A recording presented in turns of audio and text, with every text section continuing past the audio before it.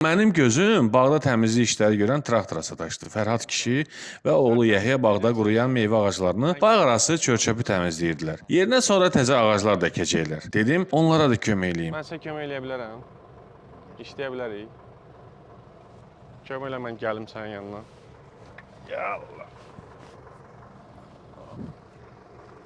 Sür gedək. Burada başlayaq da necə deyirlər, iş başına. Ay.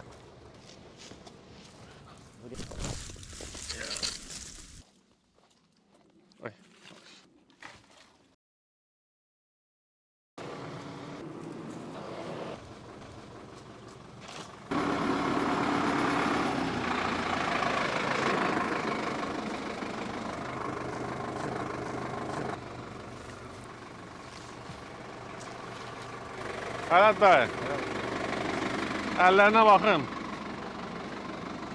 Əsl zəhmətkeş əlidir.